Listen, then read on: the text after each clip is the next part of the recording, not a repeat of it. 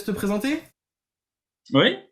Alors, et bien, du coup, je me fais appeler sous le nom de plume de Alexandre Traumer. Traumer est un mot allemand qui signifie rêveur, ce qui me qualifie en fait. J'ai 33 ans, je suis informaticien et puis bah, j'écris Ok, depuis et que du je coup, suis si tu veux petit. nous présenter tes livres. Alors, je suis l'auteur du coup de deux sagas. La première, celle-ci, Galaxy 77, avec le premier tome Police Spatiale 1 Cadet, sorti en début 2019. Une saga donc space opéra, donc vraiment dans la science-fiction pure avec vraiment de tout ce qui est très vraiment au vaisseau, l'espace, les planètes, etc. Et puis cette saga-ci, Galata Odyssey, avec les deux tomes dont le deuxième est sorti avant-hier. Donc là, on est plus sur une sorte de style extraterrestre, donc non vraiment qualifiable. On reste dans la science-fiction, mais c'est une histoire inspirée en fait des mangas des années 90. Donc voilà, moi je suis de la génération Club Dorothée, et donc c'est surtout les mangas que je regardais quand j'étais enfant qui m'ont inspiré cette histoire. Donc on y retrouve un petit peu de tout, surtout du Dragon Ball, un petit peu du Ranma et demi, du Captain Ok. Albator, etc., etc. Bon, alors du coup, après avoir eu ces conversations avec toi, j'ai commencé Galata. Super. Donc voilà, et donc Ah, effectivement, super. on retrouve bien l'ambiance Dragon Ball pour moi. Ouais. Ouais, surtout dans le premier tome, hein. On est dans là, dans celui-ci, on est vraiment sur le combat des arts martiaux. Donc, c'est vraiment ce qui m'avait inspiré, c'est vraiment ce qui me tenait à cœur. Donc, c'est dans ce premier tome, on est vraiment axé très Dragon Ball là-dessus, sans les pouvoirs vraiment mystiques, hein. On est encore sur vraiment juste le Dragon Ball pur avec Sangoku quand il était petit. Ouais. On est Ouais. vraiment un peu dans ce Et même ambiance. alors du coup, Après, voilà, ça parle aussi de beaucoup de thèmes adolescents. Voilà, quoi, le lycée, et les alors je sais copains, pas les si amours, c'était voulu de etc. ta part, mais alors, j'ai quasiment fini le premier tome et il y a beaucoup de personnages féminins forts dans Galata. Et finalement, très peu de personnages masculins. Ça va venir, ça va venir. Les personnages masculins assez forts de l'histoire ne sont pas encore introduits. On va commencer ça un peu dans le deuxième tome, mais ce sera surtout vraiment sur la suite. C'est vrai que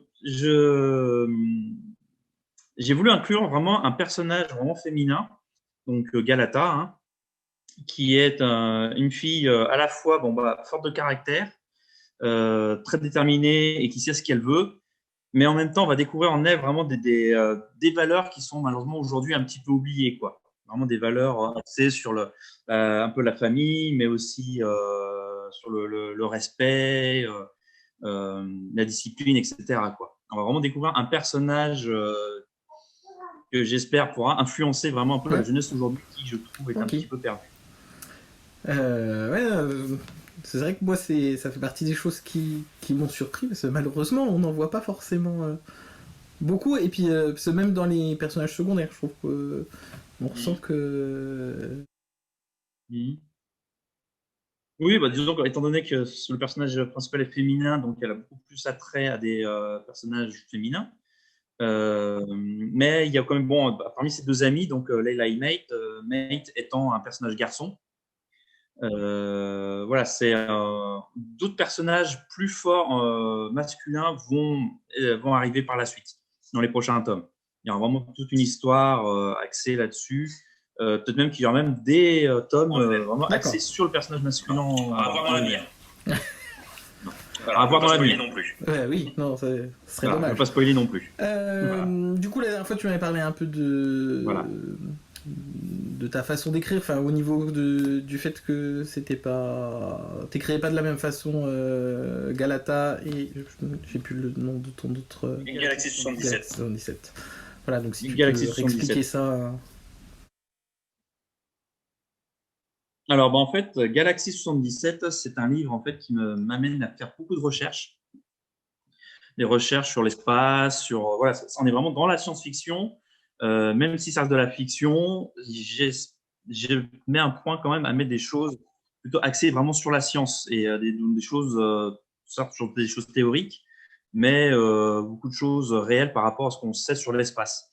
Donc, c'est assez épuisant au bout d'un moment, tout en essayant de tenir une histoire cohérente et en faisant des recherches à côté. C'est une histoire qui me prend beaucoup plus de temps et qui épuise un petit peu mentalement. C'est pour ça que j'ai écrit Galata, qui est une histoire en fait où je me prends beaucoup moins la tête. Les choses sont comme ça et puis c'est tout. On voit par exemple dans Dragon Ball des personnages qui sont capables de survivre dans l'espace. Bon, voilà, c'est pas expliqué pour le comment du pourquoi, mais c'est comme ça. Voilà. Donc dans Galata, c'est un petit peu la même chose.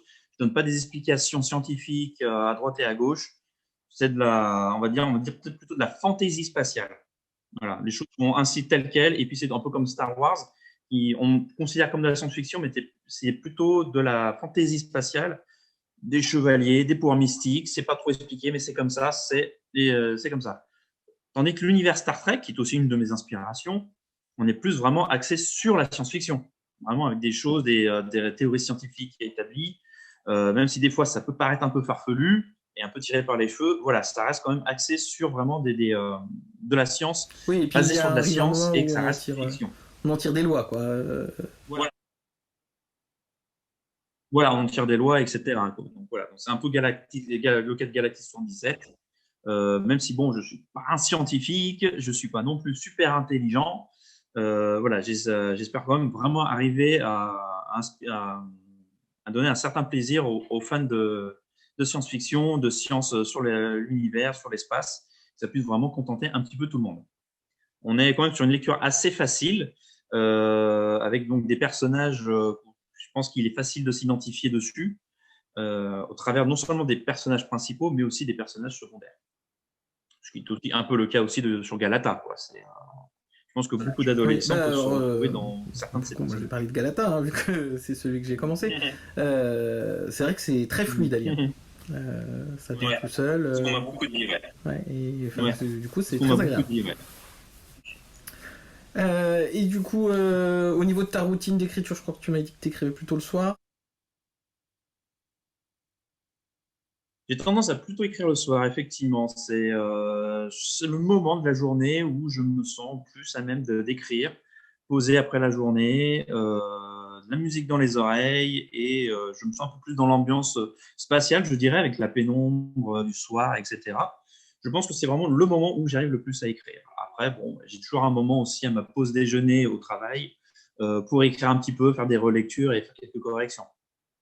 Mais vraiment, le gros même de l'inspiration vient le soir, tard le soir. Et si je me retenais pas, je pourrais facilement écrire jusqu'à 2-3 heures du matin. Et Il faut justement, quand même se discipliner ça, aussi. étant donné que du coup, tu as deux métiers, Oui, au niveau de tes collègues de travail, oui. tu leur dis que t'écris et. Enfin, tu sépares vraiment les deux ou c'est deux univers qui se rencontrent?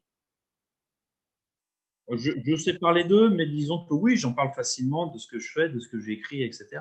Après, je n'ai pas forcément autour de moi le public vraiment visé par ces livres, sachant que bon, la Galaxy 77 étant un livre vraiment axé science-fiction, j'ai remarqué qu'au temps d'aujourd'hui, ça vise vraiment un certain public. Quand on dit science-fiction, les gens tout de suite, ah bah non, c'est pas mon style, c'est pas si.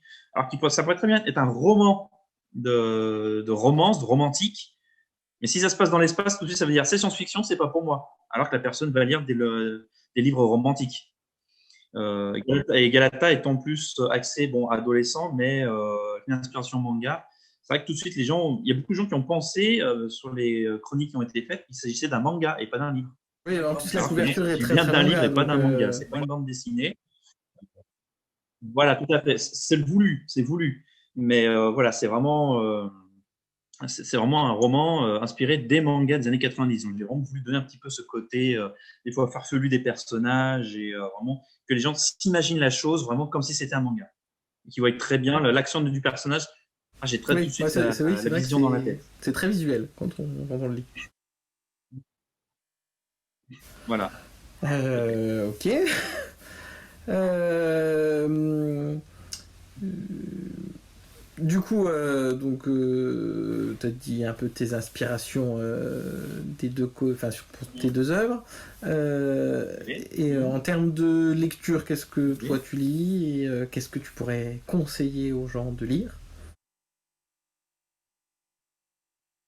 Alors, eh ben, malheureusement, je ne suis pas un gros lecteur. Malheureusement, je devrais normalement lire plus que ça. Parce qu'en tant qu'auteur, c'est quand même très important de lire aussi. Mais mes plus grosses inspirations, ça a été surtout Isaac Asimov, donc vraiment le père de la science-fiction moderne d'aujourd'hui, avec surtout l'œuvre de Fondation, qui est vraiment une œuvre de science-fiction, mais facile à lire. Elle n'était pas aussi compliquée contrairement à ce que je m'attendais. C'est très riche et c'est vraiment une histoire qui est prenante. Il n'y a pas toujours que les mêmes personnages parce qu'en fait, toute l'histoire de Fondation se déroule sur, je crois, à peu près 300 ans. Donc voilà, on n'a jamais les mêmes personnages et on voit vraiment une évolution au niveau de la société même de Fondation qui est vraiment extraordinaire. Je trouve que c'est super bien écrit.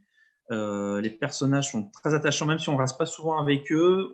Voilà, on découvre vraiment des choses incroyables et on pourrait penser que c'est vraiment un livre qui a été écrit très récemment, alors qu'en fait, non, pas du tout. Je crois qu'il est sorti des années 50 ou 60, peut-être même un petit peu avant, dont les derniers tomes, donc les derniers cycles de Fondation ont été écrits plus dans les années 80. Mais c'est vraiment, en fait, vraiment l'œuvre originale, c'est vraiment ce qui a donné naissance à la science-fiction d'aujourd'hui. Quand on voit la description de certaines planètes, on s'imagine que c'est une planète dans Star Wars ou même des fois les voyages spatiaux, etc. On a l'impression de dire un peu de Star Trek. On voit tout de suite les influences en fait de ces œuvres très connues de la culture d'aujourd'hui, la culture contemporaine, basée vraiment sur fondation d'Asimov. C'est pour moi vraiment l'auteur qui m'inspire le plus. Après, j'aime beaucoup d'autres auteurs, hein. J'aime un peu de la fantasy avec Tolkien, évidemment, mais aussi Michael Crichton, qui m'a vraiment plongé dans l'univers Jurassic Park avec ses livres. Quand j'ai découvert que c'était un livre à l'origine, mais il faut que je le lise tout de suite, quoi.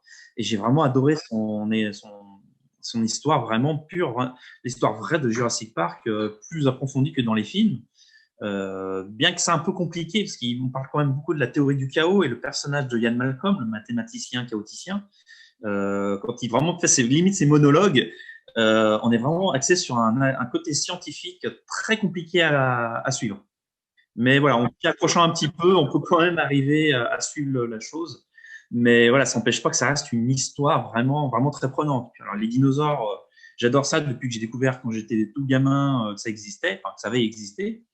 J'ai eu vraiment une fascination pendant des années sur les dinosaures et quand j'ai vu un roman là-dessus, plus prenant encore que Le Monde perdu de Sir Conan Doyle. Ouais. C'est un Okay. livre Bah, que je c'est vrai que recommande moi je l'ai vraiment. lu il y a 2-3 ans. Je recommande vraiment. Pareil, hein, j'ai vu Jurassic Park étant enfant et je m'étais jamais attelé à la lecture et c'est vrai que ça a été une très très bonne surprise. Que j'ai toujours du mal à relire un livre que j'ai vu en film. Et en Oui, fait, c'est pas facile. il est traité très Oui, c'est pas différemment facile. en fait. Et voilà, ça m'a plu énormément aussi. Et tout à l'heure, tu parlais que tu avais été inspiré par les mangas. Et du coup, là, en discutant, je me demandais, du coup, c'est des mangas que juste tu as vu justement au Club Dorothée ou c'est des choses que tu as lues derrière en manga pur et dur Bah, Dragon Ball, oui, quand j'étais à l'école primaire, il y a bien longtemps, on avait aussi le format manga, qu'on prenait plaisir à découvrir avec les copains, etc. Mais c'était surtout au niveau de l'animé que je regardais. Les mangas que je regardais vraiment quand j'étais enfant, j'ai pas vraiment cherché à les lire en format manga. J'imagine qu'ils existent, sachant que les premiers supports étaient vraiment le support à la télévision. Ils sont après été adaptés en manga. Connaissant les histoires comme ça, j'ai pas été chercher plus loin, mais je pense qu'il faut que j'approfondisse certains univers, comme l'univers d'Albator, que j'affectionne beaucoup, parce que c'est pour moi des plus grands héros qui m'ont inspiré. C'est vraiment un personnage avec des vraies valeurs. Et je trouve ça dommage qu'aujourd'hui, justement, tous les animés d'aujourd'hui, c'est toujours un peu axé sur la même chose, sur plutôt de la violence, des anti-héros, et on perd vraiment en valeur. C'est surtout des histoires de vengeance, alors que voilà, à l'époque, on avait vraiment des héros qui cherchaient vraiment à sauver l'humanité, que ce soit Ken le survivant, même si très axé sur la violence aussi, mais Albator, etc. Vous cherchez vraiment à protéger la Terre, alors que la Terre l'avait rejeté lui. Et ça, je trouve ça que c'est vraiment extraordinaire d'avoir un personnage comme ça, quoi. Et puis bon, bah forcément, Dragon Ball, on s'identifiait facilement. J'avais une dizaine d'années quand on avait découvert avec les copains le combat de Sangohan contre Cell. Et on s'identifiait à lui parce qu'il avait à peu près notre âge. On se disait, mais voilà, il est super fort. On veut être comme lui aussi. Il est super badass. Voilà, c'est vraiment des choses comme ça qui nous ont marqué vraiment à vie, quoi. Et contrairement à ce que nos parents disaient, qu'on disait que c'était des âneries, bah non, je suis désolé, aujourd'hui, je suis entièrement sain d'esprit. Enfin, je crois. Il me semble que moi aussi, mais voilà. Bah, du coup, est-ce que tu veux nous lire un passage de chacun de tes livres? Allez, c'est parti. Alors, bon, on va commencer par Galaxy 77. Donc là, c'est un passage, en fait, où, selon les retours de certains lecteurs, m'ont dit qu'il était vraiment le passage le plus... Enfin, un morceau du passage vraiment le plus poignant du livre, où ça mettait un petit peu vraiment sur la pression, en disant qu'est-ce qui va se passer, qu'est-ce qui va se passer, et on a envie de tourner les pages. Alors, sur Damas, la station ennemie continuait son activité sans se douter de quoi que ce soit. C'est alors que les deux agents Blacktron, qui étaient à l'extérieur, furent surpris de voir leur compagnon, parti depuis peu de temps auparavant avec le module lunaire, revenir aussi rapidement de sa ronde. Mais lorsque celui-ci fut plus près, ils remarquèrent deux choses. Il ne ralentissait pas alors qu'il s'approchait de la station à pleine vitesse, et surtout, il n'était pas seul. « Alerte, alerte !» s'écria l'un d'eux dans son communicateur. « Ennemi en approche, je répète, ennemi en approche !» Il ne put terminer sa phrase. Il venait d'être touché par un projectile à l'épaule, laquelle s'engourdit aussitôt, tout comme les muscles de son cou et de son visage. Son camarade tomba lui aussi avant de pouvoir riposter avec son arme. Le troisième agent Blacktron, resté en haut dans la cabine, qui ne semblait pas pressurisé, prit son fusil d'assaut lorsqu'il vit l'attaque, mais il tomba à cause d'une forte secousse qui ébranla toute la structure. L'ennemi avait envoyé le module lunaire s'écraser contre l'un des piliers qui soutenait la station après s'être éjecté pour atterrir grâce à la faible apesanteur sur la plateforme. Très vite, l'agent en combinaison noire se remit d'aplomb et se jeta sur son arme lorsque les deux agents de police tentèrent d'entrer dans la cabine. Le premier braqua son pistolet sur lui, mais il fut plus rapide et tira une salve au jugé. Le second policier avait eu le temps de prendre le premier par les épaules et de le jeter sur le côté pour lui éviter d'être atteint. Cependant, il était sûr d'en avoir touché au moins un. Il s'abrita derrière la console de commande, attendant de voir si l'ennemi allait riposter. Rien ne bougeait. Les secondes s'écoulaient aussi lentement que des minutes. Il risqua un coup d'œil. Rien. Il tendit le cou pour mieux voir et se retrouva face au canon d'un pistolet. Donc voilà pour celui-ci. Et donc du coup, le deuxième passage que je voulais parler, donc c'était celui de Galata Odyssey. Donc là, on est vraiment dans le vif du sujet, un peu d'entrée de jeu dans le livre, comme tu as pu le lire. Et vous allez voir vraiment l'influence Dragon Ball vraiment dedans. Borjak était un combattant aguerri très prometteur, et un grand nombre des personnes présentes le donnaient favori pour la finale. Son impressionnante carrure imposait au premier regard le respect et la peur. Haut de 2 mètres avec 60 cm de tour de bras, le colosse avait mis au tapis tous ses adversaires rencontrés à ce jour, sans aucune exception. Il ne connaissait pas la défaite et ne comptait pas la rencontrer aujourd'hui. Derk observa l'adversaire. C'était une jeune fille à l'allure fluette, dépassant d'une tête la moitié de la taille de Borjak, et une longue chevelure orangée attachée en queue de cheval. Elle ne portait sur elle qu'une simple armure en métaplast sur le torse et un short court. Rien aux pieds ni aux mains, comme l'exigeait le règlement du tournoi. « Elle va se faire massacrer !» s'exclama Hopi, le camarade de Derk. Elle n'a pas eu de bol de tomber sur Borjak dès les huitièmes de finale. « Tu ne la reconnais pas ?» demanda Derk. « Hein ? Non, pourquoi ? Regarde mieux. » Hopi plissa les yeux en regardant la jeune combattante. C'est alors qu'il comprit de qui parlait son camarade. « Ça alors, mais c'est… Tout à fait, c'est bien cette fille qui est dans notre classe. » Le combat avait déjà commencé avant leur arrivée. Ils remarquèrent que Borjak était déjà en âge et soufflait comme un bœuf, comme s'il avait couru un 100 mètres. Les deux adversaires se jaugeaient du regard. La jeune fille était sur une posture qui lui assurait défense et attaque, contrairement à Borjak qui avait une posture uniquement offensive. Il se rua alors subitement sur elle, la prenant de court.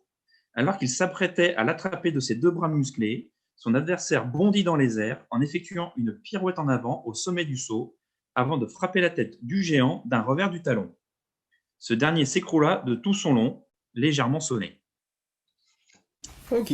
Voilà Ben, pour merci. ça. Si je sais quelle question je t'avais posée la dernière fois et qui je trouve intéressante, c'est que du coup tu as choisi d'être auto-édité, donc si tu peux expliquer un peu Oui. pourquoi. Oui. Eh bien, en fait, tout simplement parce que je ne m'attendais pas à ce que je cherche vraiment une maison d'édition qui pourrait me dire, bah, en fait, voilà, pour être édité, il faut qu'on change ceci, il faut qu'on mette des personnages qui soient comme ça, être dirigé, et ou alors chercher vraiment de manière très longue une maison d'édition qui accepterait au moins de prendre mon livre. J'ai découvert l'auto-édition un peu par hasard. Je me suis dit, bah, pourquoi pas commencer au moins comme ça. Donc, l'auto-édition, bah, j'ai choisi la plateforme Book on Demand, donc, qui est une plateforme qui permet, en fait, par différents forfaits, d'être édité, enfin, d'être distribué sur les différentes plateformes comme Amazon, Fnac, des sites, etc., etc., ainsi que les librairies traditionnelles, du moment qu'ils sont sur le réseau de la SODIS. Donc, cela permet en fait, voilà, d'être visible un peu partout. Par contre, bien sûr, bon, bah, pour essayer de se faire connaître, il faut faire ses propres promotions, il faut faire un peu beaucoup de choses soi-même. Il propose divers services payants, facultatifs hein, évidemment, mais qui peuvent permettre aussi, bah, comme une correction de livres, la possibilité de faire sa propre couverture gratuitement, bien que c'est quand même limité, parce qu'en tant qu'auteur, on a souvent une très bonne image de la couverture qu'on voudrait, et pas arriver à trouver les éléments pour faire vraiment ce qu'on veut faire en couverture. Il propose quand même un outil qui est quand même assez complet pour faire des couvertures assez simples, que ce soit avec des images ou simplement un fond propre et juste le titre, etc. Il y a moyen de faire quelque chose quand même de très correct. Et jusqu'à présent, d'après toutes les autres plateformes qui proposent à peu près les mêmes genres de choses, je trouve que eux sont quand même très compétitifs au niveau des prix des forfaits. Ça coûte 19 € pour être distribué en format papier et numérique sur les plateformes, Et comme je l'ai dit alors du coup tu tout à parlais l'heure. des couvertures, parce que Galaxy 77, j'ai pas trop en tête la couverture, mais Galata en plus c'est un dessin, c'est quelqu'un qui t'a fait un dessin spécialement pour... Mhm.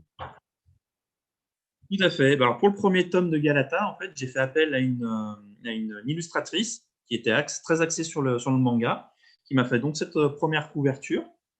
Après, j'ai le deuxième tome, que maintenant je peux présenter clairement puisqu'il est sorti.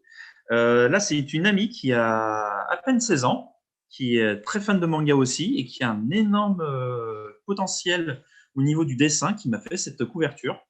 Rien que pour la première phase, en fait, elle a fait ça en une après-midi pour dire qu'à quel point, voilà, franchement, je dis chapeau. Elle m'a fait un truc vraiment, vraiment classe. Ça reflète vraiment les couleurs, etc. Je veux dire que d'habitude, on a toujours tendance à être un petit peu déçu en disant, ouais, j'avais ça en tête, mais bon, c'est difficile d'expliquer ce qu'on a dans l'image. Hein. On ne peut pas imprimer ce qu'on a dans la tête, ce qui est dommage. Hein, mais en soi, là-dessus, j'ai vraiment apprécié vraiment cette couverture, ainsi que l'arrière aussi, où elle a fait un dessin donc de Leia et ses deux amis, de Galata et de ses amis Leila et Mate, en format un petit peu chibi, donc vraiment le petit côté mignon, etc. Donc, je suis vraiment très content de ces couvertures. Et pour ce qui est de Galaxy 77, donc un petit rappel, la voici. Et ben ça, c'est un ami en fait qui m'a fait, qui est plutôt designer, qui a quand même trouvé l'idée de faire quand même un vaisseau un petit peu par rapport à une jaquette que j'avais fait moi avec des images prises par-ci par-là, qui m'a dit bah écoute, je vais me servir de modèle et je vais te faire une nouvelle couverture. Et il m'a fait quelque chose vraiment extraordinaire avec vraiment il a vraiment été très à l'écoute de ce que j'attendais et surtout par rapport au titre Galaxy 77 qui a un format, une police d'écriture un petit peu rétro. Chose très importante pour moi parce que bah, j'aime beaucoup le rétro. Je suis quelqu'un de très rétro, etc. Et j'écoute beaucoup de musique synthwave et space synth, donc des musiques électroniques très axées années 80. Pour ceux qui ne connaissent pas, voilà, c'est ce qui m'inspire le plus quand j'écris, donc c'est ce que j'aime écouter. Et vraiment, j'ai tenu à ce qu'il y ait quand même un petit côté Et alors, rétro sur l'autre cette jour tu me couverture. parlais des Lego de l'espace. Tout à fait. Et ben en fait, Galaxy 77, l'idée est née de là. C'était donc en fait, oui, j'avais retrouvé des Lego que j'avais quand j'étais enfant. Donc la gamme spatiale, tout des années 90, donc avec la Space Police, les Blacktron, les Unitron, les M-Tron. Donc c'est vrai que le mot Tron est assez présent là-dedans aussi. J'ai voulu tenir là-dessus, bien que j'ai dû quand même modifier un peu les noms parce que bon, je ne voulais pas atteindre non plus au niveau des droits d'auteur, des choses comme ça. J'avais posé la question directement à Lego qui m'a dit qu'il voulait peut-être prévoir quelque chose, autre chose que prendre les noms propres même Ouais, parce que du coup, des Lego en fait. le vaisseau sur la couverture me fait penser à un des vaisseaux Lego, enfin notamment la grande visière. Ouais. Ouais, ouais. Ouais, bah, c'est inspiré de là en fait. J'avais mis justement pour le modèle, j'avais pris justement le vaisseau de la Space Police, la première génération, en couverture. Il m'a dit à partir de là, bah, je vais faire un autre vaisseau. Et donc, du coup, voilà, celui-ci est né à partir de là. Puis en même temps, de la description que j'ai faite, j'avais aussi quand même modifié Ouais, par super. rapport à l'idée originale. Voilà. Donc, voilà. Et ce sera un peu la même chose aussi pour les prochains tomes, où il y aura toujours un vaisseau typique inspiré justement de ces gammes de jouets. Voilà. Mais l'idée vraiment Du coup, était née tu m'avais vraiment à dit le partir de tome là. 2 de Galaxy 77. Il est prévu pour. Alors, j'espère fin de l'année, un peu avant Noël, j'espère sortir début décembre. J'ai encore par contre toute la correction à faire, qui est un très gros morceau. Donc, j'ai déjà eu des retours de bêta lecture. Et puis, avec quelques corrections qui ont été effectuées, plus, bah, du coup, j'ai plus qu'à passer maintenant au logiciel Antidote, un outil très important quand on est auteur, qui permet d'apporter vraiment des corrections très approfondies, même si des fois, toujours des relectures sont toujours nécessaires. Donc, les bêta-lecteurs sont un élément quand même très important pour un auteur. Ça permet déjà, ne serait-ce d'avoir déjà un retour par rapport à l'histoire. Est-ce que c'est cohérent? Est-ce que les personnages, est-ce que ce qui se passe entre eux, est-ce que c'est logique? Est-ce que choses comme ça? Par rapport à l'histoire en elle-même. Et puis évidemment, les corrections orthographiques, typographiques. Je suis loin d'être un champion de l'écriture, malheureusement. Du fait que j'ai une très grosse imagination depuis tout petit, malheureusement, bah, j'étais pas très Oui, bon, après, assidu à l'école. ça n'empêche pas d'avoir des idées. Donc. Mais bon, ça n'empêche pas d'avoir des idées, effectivement. Les mettre sur papier, c'est autre chose, mais rien n'est impossible.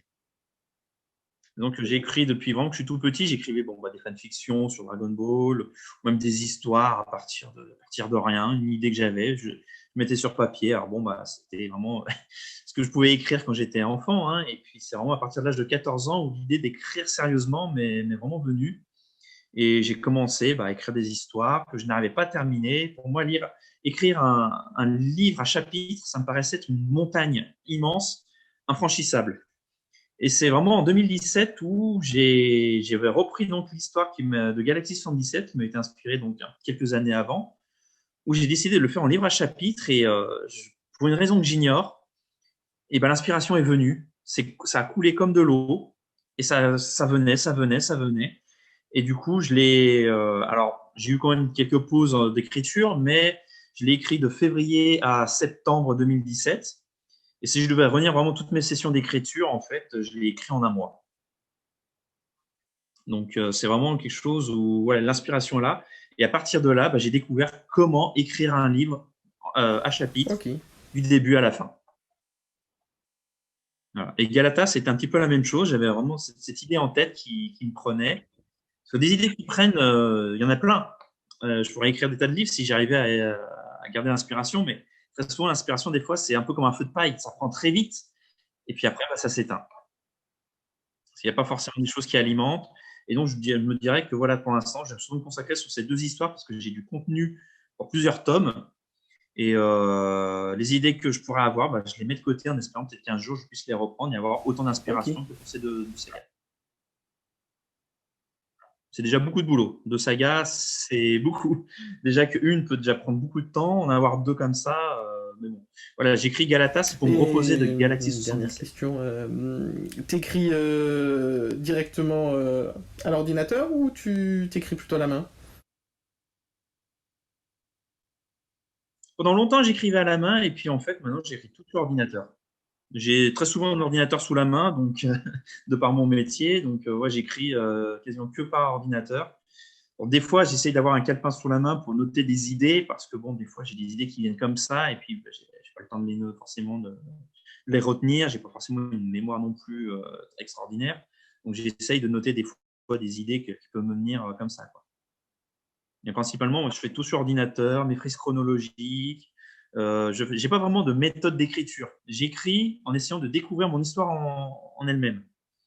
Je prépare quand même des fois des résumés de ce que j'ai en idée pour essayer de voir après de les approfondir. Parce que bon, des fois, c'est très facile de se perdre dans l'histoire en me disant, mais j'avais une idée de ça, mais quand est-ce que je voulais le mettre? Quand est-ce que... Ah, puis alors, du coup, j'ai écrit ce passage-là, mais du coup, ça rentre en contradiction avec ce que j'ai écrit avant. Voilà, c'est très compliqué. Alors, des fois, j'essaye vraiment d'essayer de me donner quelques méthodes, ne serait-ce que pour essayer de me retrouver dans l'histoire, pour éviter de perdre le fil, etc. C'est quand même important, mais je pense qu'il y a des choses qui s'apprennent au fur et à mesure. Il n'y a pas de méthode miracle pour écrire. Il y a que selon chacun sa façon de faire, qui peut être inspirée par des méthodes d'autres auteurs. Hein. Si ça convient, tant mieux, mais il n'y a pas vraiment de solution miracle. C'est juste à chacun de noter ses idées et puis d'essayer de les assembler. Certains vont faire des fiches personnages. Moi, j'ai essayé, j'y arrive pas. D'autres vont écrire le début et la fin, et puis ils essaient d'écrire le milieu. Voilà, chacun a sa façon de faire. Bon, bah écoute, merci pour toutes ces informations sur ta façon d'écrire et tes livres. Très intéressant. Et puis, bah écoute,